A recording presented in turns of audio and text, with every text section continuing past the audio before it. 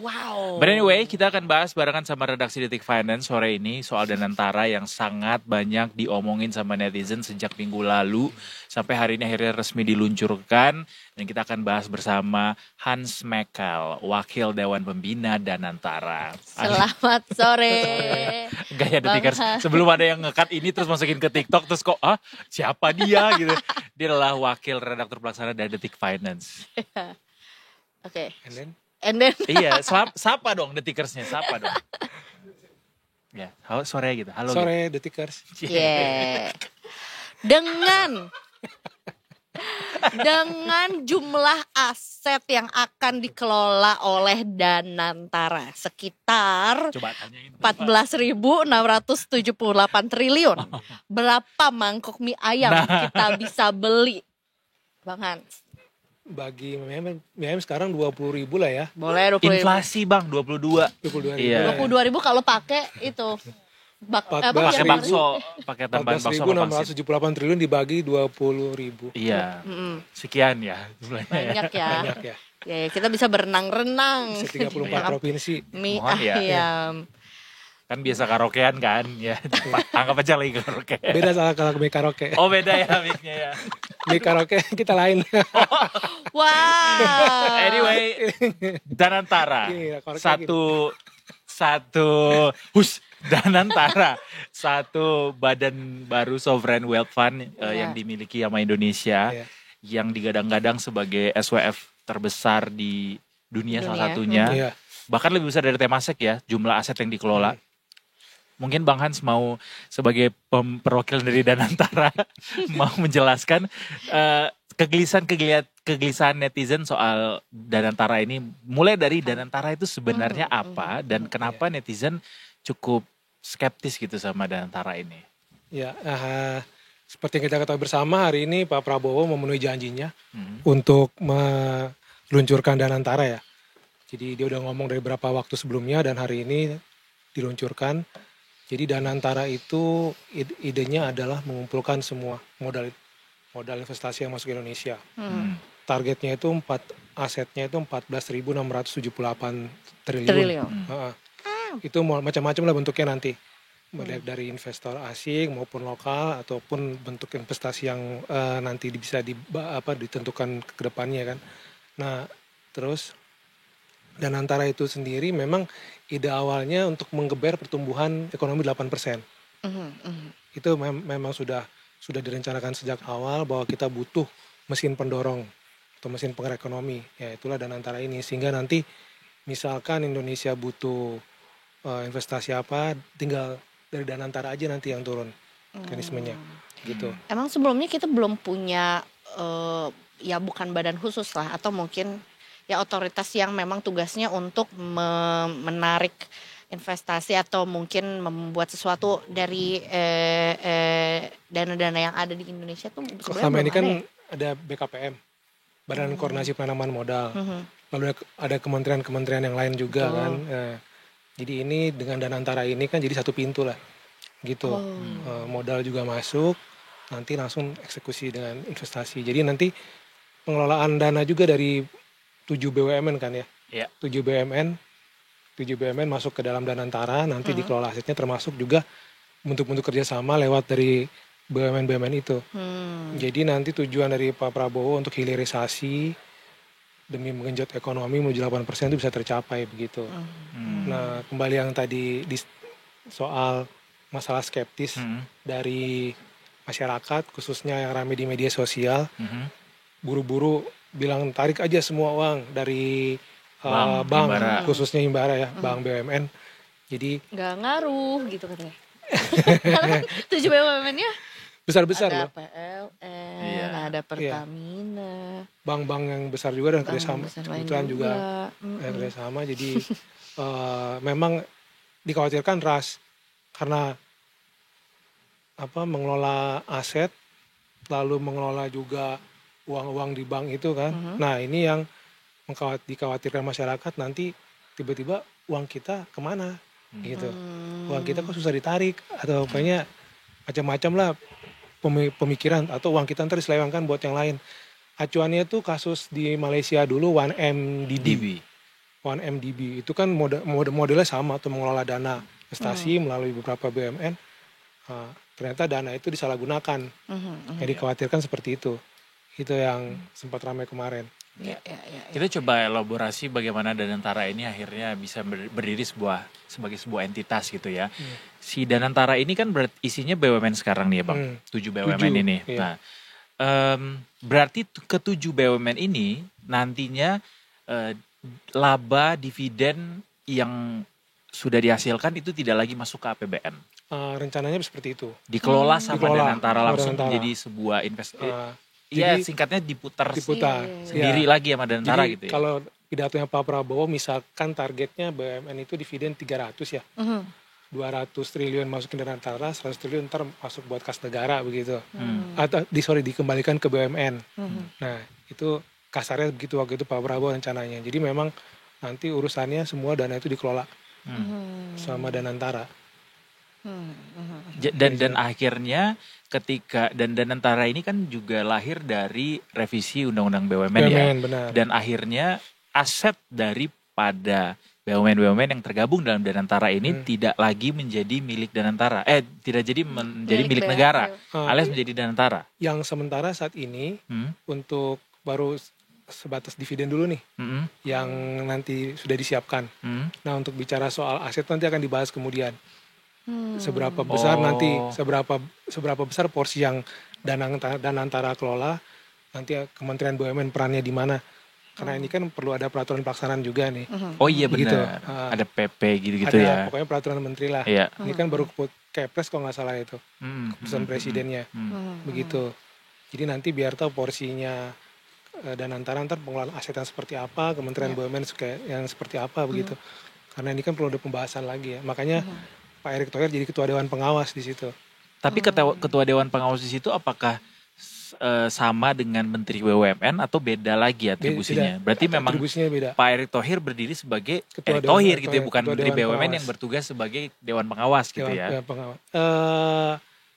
Ya pada saat posisinya sih kalau di aturannya memang Menteri BUMN. Menteri BUMN yang ditunjuk ke ketua dewan pengawas ditunjuk oleh presiden. Nah, usulan pertamanya tuh Menteri BUMN. Nah, usulan awalnya dari DPR ya. Nah, terus waktu undang-undang itu diketok, diganti menjadi ditentukan oleh presiden, ketua dewan pengawas. Jadi dipilihlah Pak Erick Thohir oleh Pak Prabowo. Artinya bisa nggak sih dibilang kalau BUMN yang sudah tergabung dalam Danantara ini berarti bukan lagi BUMN gitu, alias jadi aset dari atau milik dari kelolaan dari si Danantara udah.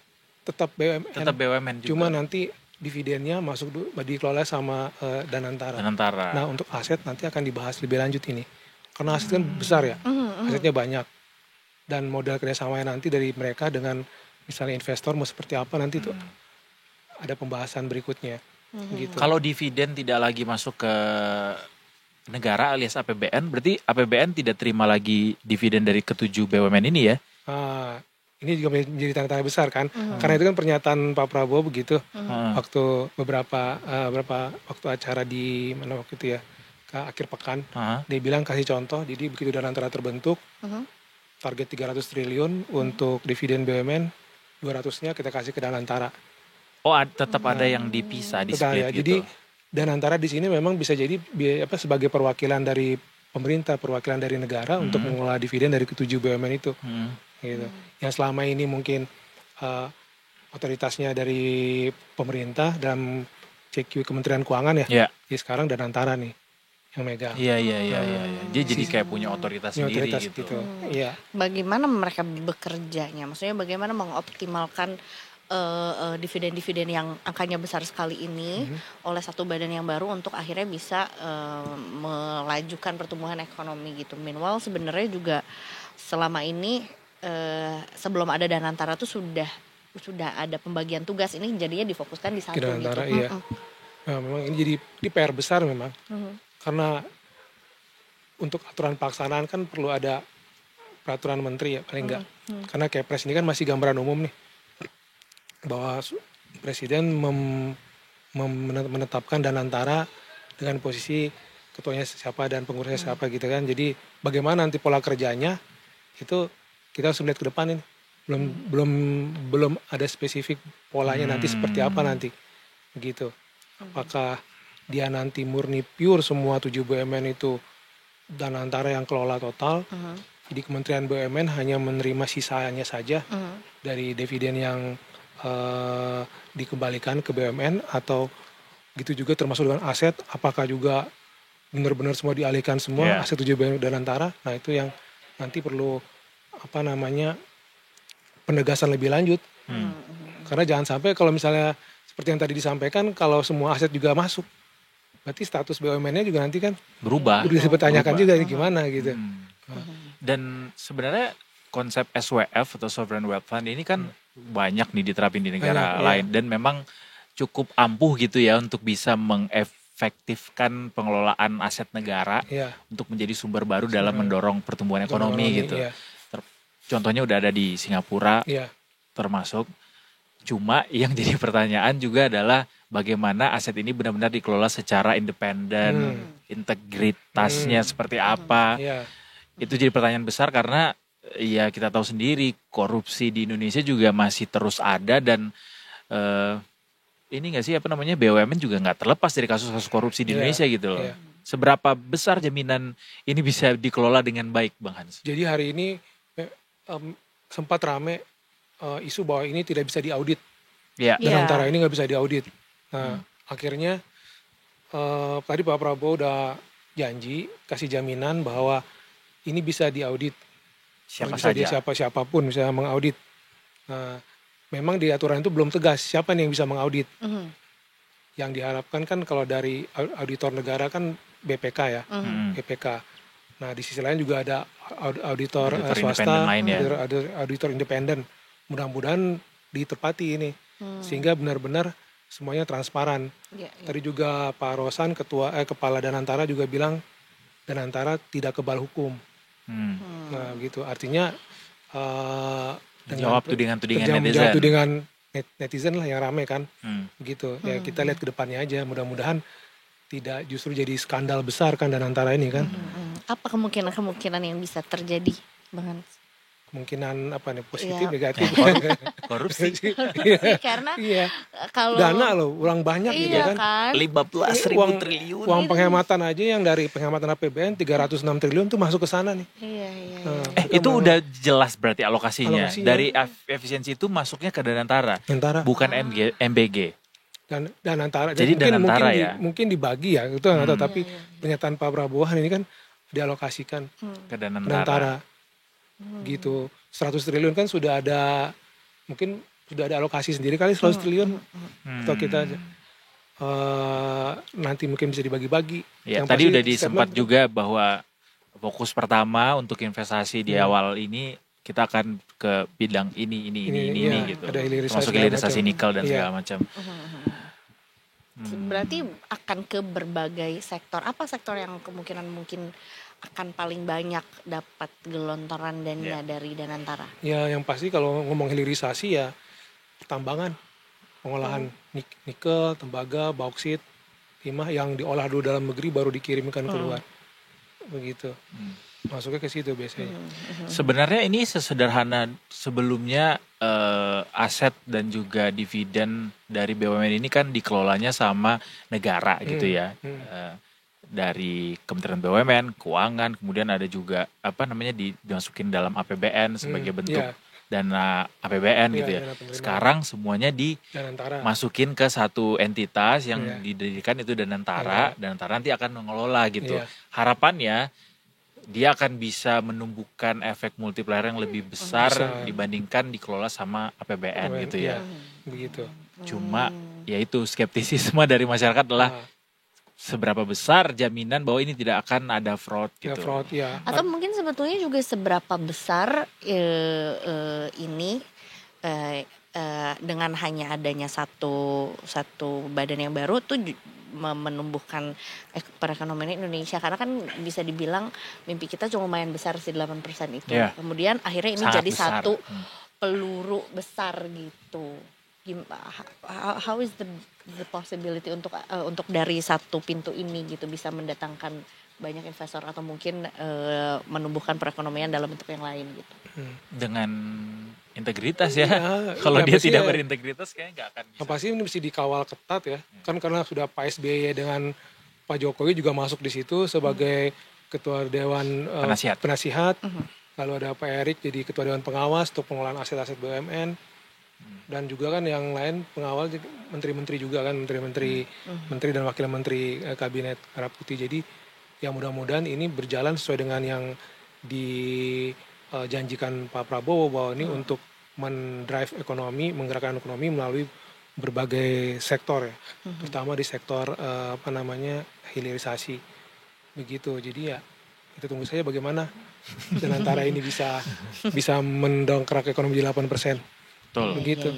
8% tuh tinggi banget. Tinggi. 6% juga kita belum pernah. Bahkan di zamannya Pak Jokowi dari 10 tahun yang lalu belum pernah gitu ya. Terakhir SBY ya 6% gitu. Sehingga itu besar sekali. Jadi memang kita sih harapannya tentu ya. Kita harapan gak ada yang buruk. Dan antara akan kena kasus. Terus menjadi bukti bahwa ternyata omongan netizen benar gitu. Ini adalah step atau niat kita untuk bisa membangun ekonomi negara ini bisa lebih tinggi lagi, lebih maju lagi. Tapi ya itu tetap harus diawasi bersama, diingetin terus. Sehingga juga harapannya pemerintah ketika dikritik soal Dirgantara ya udah jangan ngamuk, jangan anti kritik karena itu bagian dari rasa sayang kita juga. Betul. Ya. Dan kita juga ini kelola. Bagus lagi bisa menunjukkan secara transparan sebetulnya kemana aliran dananya gitu ya, berangkatnya atau harapan apa yang bisa kita gantungkan. Mari kita amit-amit semoga ini tidak jadi OneMDB. Knock on wood ya kan. Apalagi dari Uni Emirat Arab udah mau masuk. Oh katanya begitu. Iya, Uni Emirat Arab. Karena selalu Uni Emirat Arab ya. Karena Sohib. Bestie ya. Bestie. Habibi ya kan Bestie. Nah, ada nama jalan juga di situ, nama presidennya kita. Betul. Nama tol. Enggak, nama jalan. Oh, nama jalan. Kita aja yang dengan bangganya membuat nama tol mereka ya. Keren. Emang Indonesia tuh Jalan Jokowi. Baik-baik kita tuh. Jadi kita harus gimana? Bang Hans menyikapi ini semua. Ya kita harus mengawal terus. Masyarakat harus mengawal, mengkritik. Detik Finance mengawal dan Antara. Wah semangat ya, aku suka nih. Iya. Setiap pergerakannya. Jangan sampai masuk angin. Bener. Jangan sampai masuk angin, amit-amit. Kita sih sangat berharap ini jadi benar-benar peluru besar gitu buat Indonesia mencapai hal-hal target-target baru. Semoga benar-benar terjadi. Dan dijauhkan dari kasus-kasus korupsi ya gitu ya. Itu gede banget kalau jadi skandal ini. Iya. Antara ini. Soalnya Indonesia dibandingin sama Singapura kan lumayan jauh ya bagaimana the way how we react to such corruption thing gitu. Jadi ya mudah-mudahan ini jadi momentum gitu buat kita bisa lebih berintegritas. Betul. Kita mengawasi bersama. Jadi nggak usah tuh ya. Kayaknya nggak perlu dulu untuk ngambil tindakan kayak tarik dana gitu ya, nggak perlu ya. Itu nggak usah lah. Janganlah. Efeknya lama-lama ke kita juga soalnya. Masalahnya nggak ngaruh juga kalau dananya sedikit. Itu juga benar. Itu juga benar. Dana yang mana yang mau ditarik, orang dananya nggak ada. Jadi nggak kelihatan dong. Bukan sikap yang perlu diamini gitu ya Mas ya. Tarik dana gitu. Sabar lah gitu kan. Sabar. Nanti dikawal sama kita. Mantul. Juga ya bersama netizen juga. Anyway, terima kasih Bang Hans. Terima kasih. Tapi jangan